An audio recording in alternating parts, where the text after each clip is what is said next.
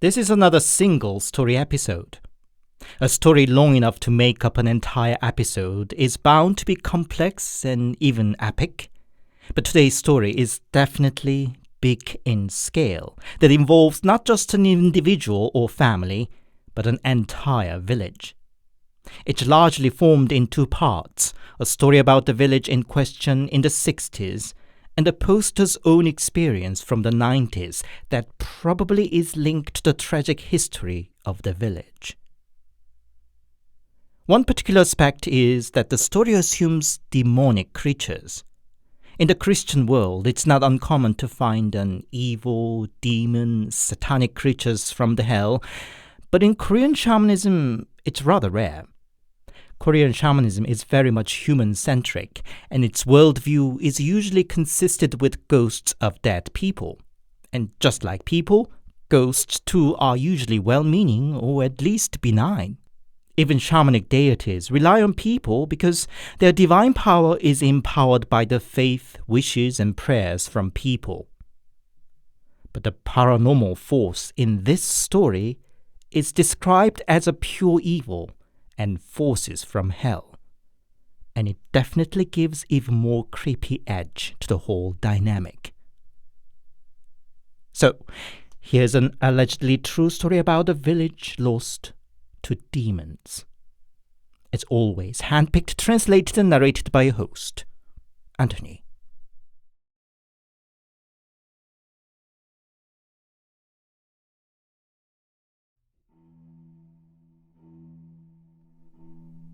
This story is consisted in two parts.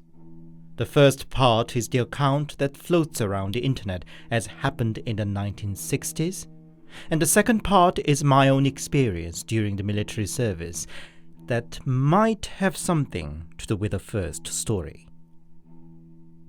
Let's start with that story from the internet first. The original poster claims it's what happened to his own grandpa, and it goes like this. Grandpa never talked about it till the day he died, clearly traumatized with the memory. I could piece things together this much only because of what Grandma recounted sporadically after Grandpa passed away. Grandpa was born and grew up in the northern Gangwon province. When the US and Soviets split Korea after World War II, his hometown fell on the Soviet side. With about 30 or so fellow neighbors, he decided to move over to the south of the new border. They found a little plot of land between two mountains, just shy of the border to the north. It was not big, but surprisingly fertile. They formed a hamlet there. Soon other wanderers came and joined too, and it became a village, small, remote, but lucrative and peaceful. 12 years passed. One day an old Buddhist monk came by. The village by then was pretty comfortable, and they treated the monk kindly and donated handsomely to this rare visitor from the outside world. The monk accepted them graciously. Then he sat in the middle of the village and fell into deep meditation for the entire morning. When he got up again, he went straight to the village leader's house and loudly asked to talk to the leader. The leader invited the monk in, and their talk carried on over an hour. When the leader came out from the long talk, his face looked dark and serious. He called for all the guys in the village over 40 and passed on what the monk told him. According to him, the land they founded their home had been uninhabited for 700 years. It used to be a dense forest and had to stay that way, but the interwoven karma turned it into this habitable plot. But contrary to the friendly surface, the land actually belonged to demons. Not the usual spirits with a grudge or vengeful ghost of dead people.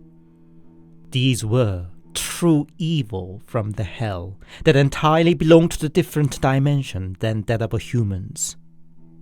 They were seething now because humans took over their territory, but could just watch on because they had been sealed all this time. But soon was coming the day the seal should expire, and that day was now due in a month. Villagers had to start packing up right away and leave within that time, otherwise not a single soul would survive the bloody storm that was to come.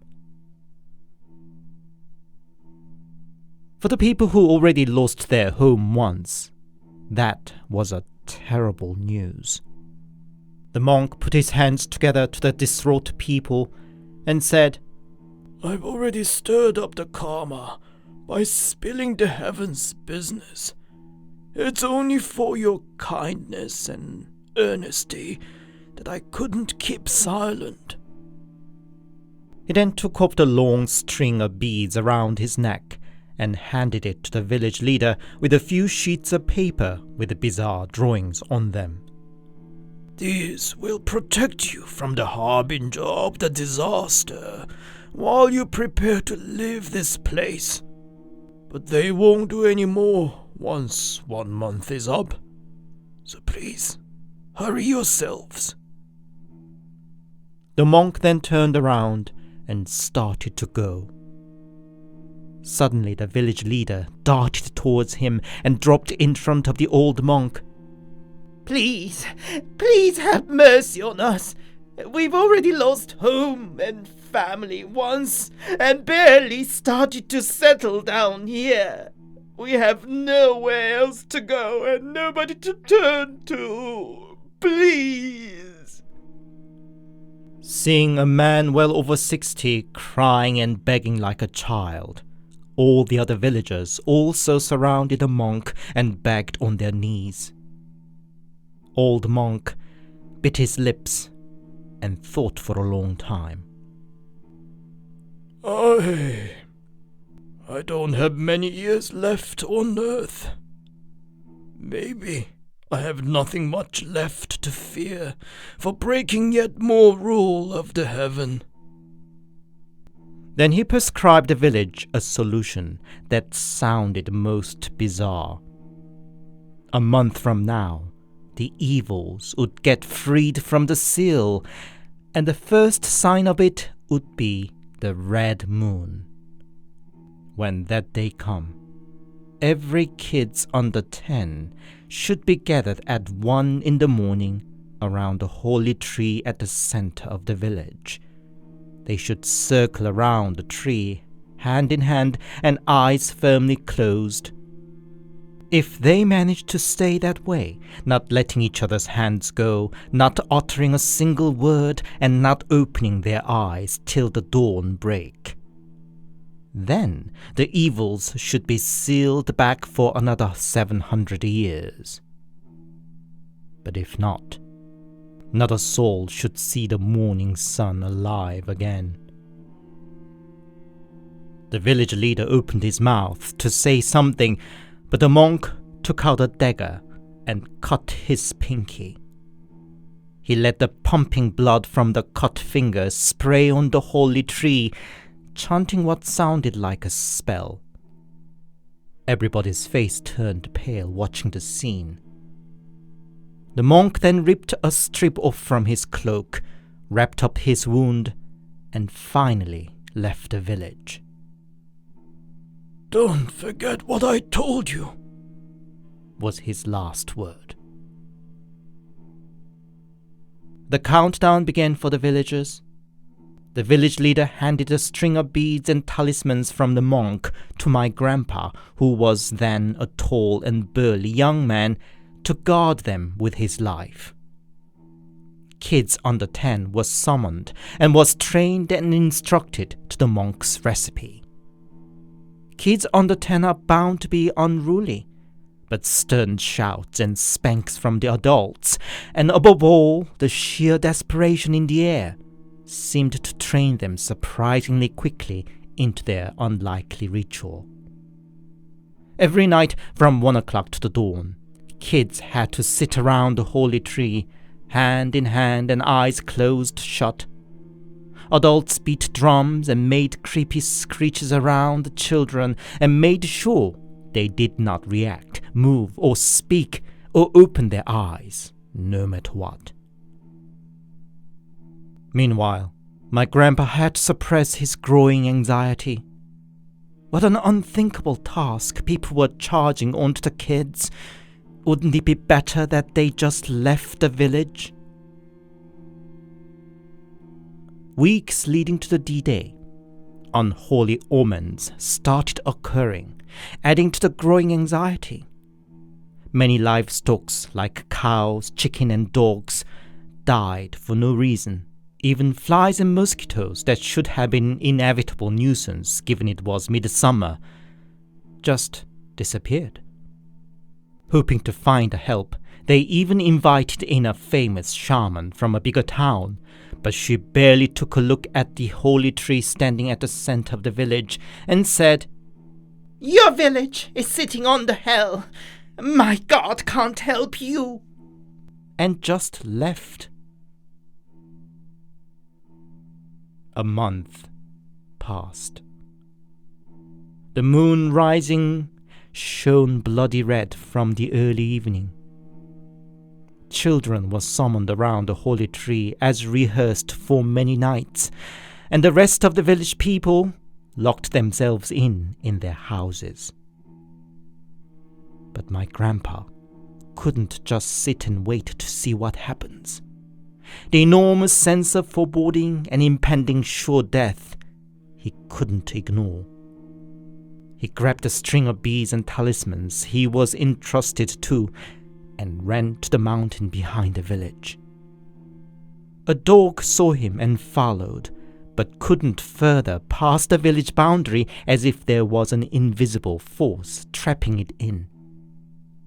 That only made Grandpa more scared, and he ran his might away from the village. And when he barely reached the top of the mountain, screams and cries of beasts, chilling laughters, and sound of destruction rang around. The horrific sounds that didn't seem to belong to this world terrified Grandpa so much that he passed out. When he got around, drizzly rain was falling on him.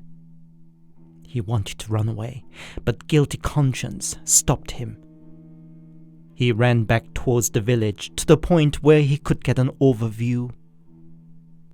The big holy tree was split in half and was charred black as if struck by a lightning. It was covered with pieces of flesh and was bleeding red in the rain. All the houses in the village were collapsed in. Grandpa collapsed and screamed like a madman. But even in that overwhelming emotion, he sensed a weird energy emitting around, and he hurriedly ran away to the farthest place from the village.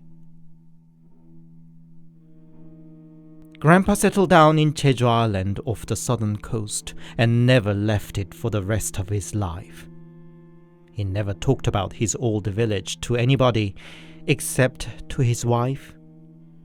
When Grandma talked about the account after Grandpa passed, of course, we all brushed it off as an old wives' tale. But as the oldest aunt cleared up the house after Grandma passed away, she found a few sheets of papers with weird drawings on them, clearly yellowed with age.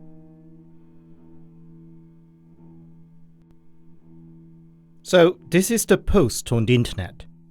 As is the case with most postings on the internet, there's no way to prove it, and I too would have just taken it as a vaguely amusing myth, were it not for what I witnessed myself.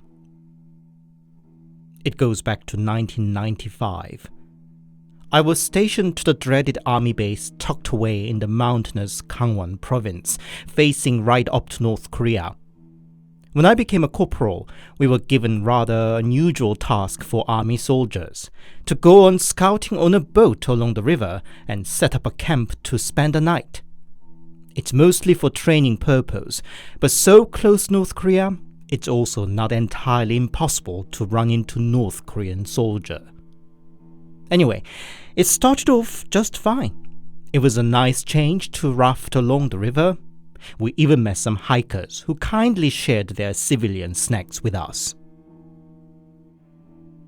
On the way to the designated spot for camping, I looked out over the cliff and saw what looked like a village that I didn't notice on the way up. I pointed it out to the platoon leader, a second lieutenant. "I see a village over there, sir." Yes. Well hidden by the forest around. Huh, I don't see it on the map. Probably it's been long abandoned. Anyway, the river bank down from the river past the pine forest is where we're going to spend the night, Platoon leader said. The view of the village looked eerie.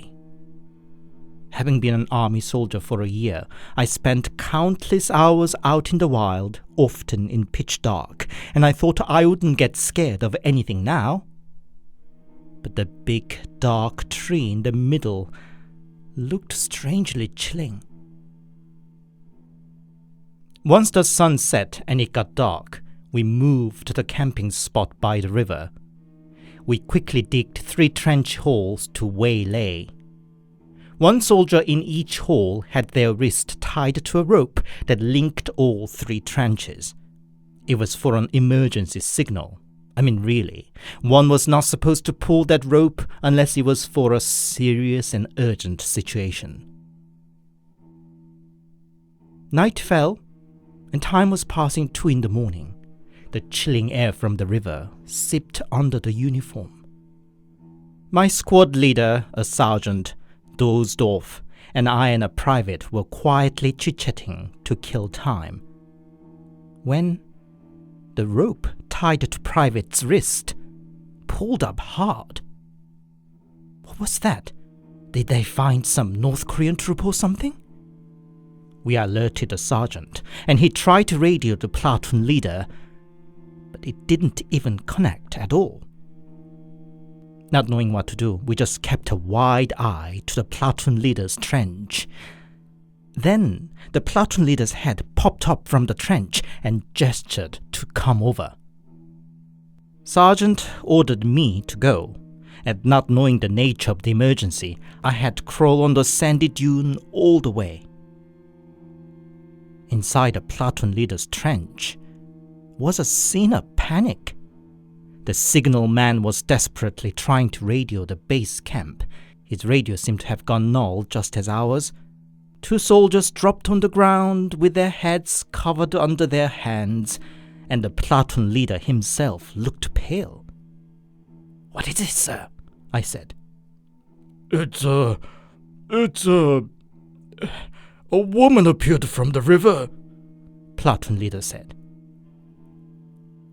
While they were all dozing away, the signal man, who was looking out alone, had a call of nature and sneaked out to leak. On the way back to the trench, he saw a whitish figure on the water. A woman in white standing on the surface of the river. He jumped in the trench and alerted the rest. They all looked out and saw the same thing. And the woman glided over right up to their trench and over and disappeared into the pine forest.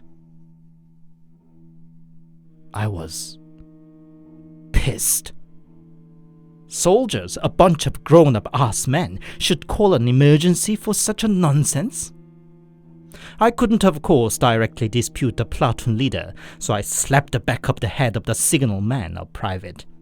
"Don't make a fuss for a nonsense!" I shouted. I didn't believe in supernatural or ghosts then, and I couldn't take an apparition of a woman that glides over a river seriously.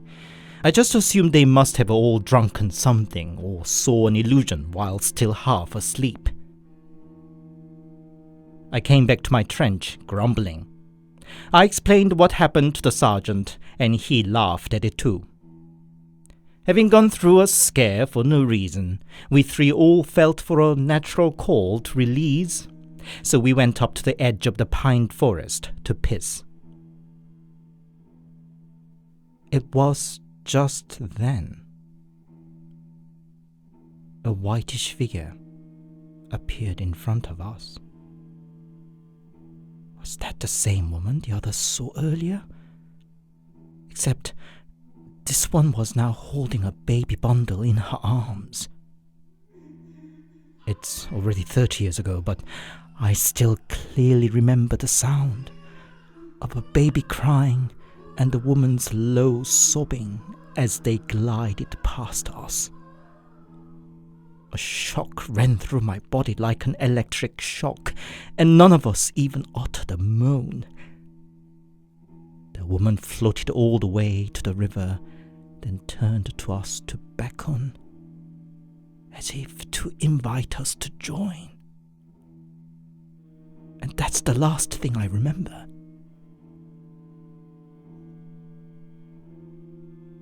It was the squad leader tapping the helmet on my head that woke me up. It was morning already. The private later recounted what happened to me the previous night. That I fainted after we witnessed the apparition, only to shoot up again and run to the river. He said I cried lamentably too, like a woman who was forced to witness her child killed in front of her eyes. Everybody jumped out from the trenches to drag me out of the water, and I had been passed out till the morning. It was time to return to the base, but because we were all so disturbed by what happened the previous night, the platoon leader decided to check out the village hidden behind a pine forest. The abandoned village looked miserable. Old thatched houses were all collapsed in, and shattered walls were taken over by weeds. But what was truly chilling was the big tree in the center of the village. On its trunk were what looked like blood stains all over, looking almost fresh. At the time, we just assumed it might have been bombed during the Korean War. We made a little offering of what little snacks we had and prayed for the victims. Back in the base, the rumor of the ghost apparition spreaded, but I don't think everybody took it very seriously. But about a month later, another platoon in my base took the same route, and their leader accidentally fell off the cliff and into the river. Where his body was found was by the sand dune where we camped and saw the woman on the water. It was all before we knew anything better and took it as was, but now, reading that story about the village taken over by the evil, I can't help but letting my fantasy run wild. What if the village I saw then was the same village? If that old story was really true?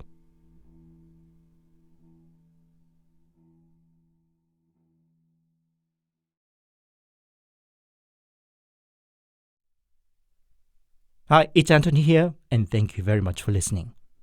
I hope you enjoyed today's stories. I found today's story particularly scary. As mentioned in the intro, the presence of a pure evil is rather rare in Korean horror stories. And also the claustrophobic atmosphere of the small village, impending disaster, and weird ritual reminded me of such films as The Wicker Man. What would you have done if you were a villager? Would you have stayed and tried your luck, or would you have rather just run away? If you enjoyed my work, please give it a thumbs up and a comment, and please consider subscribing to my channel if you haven't yet.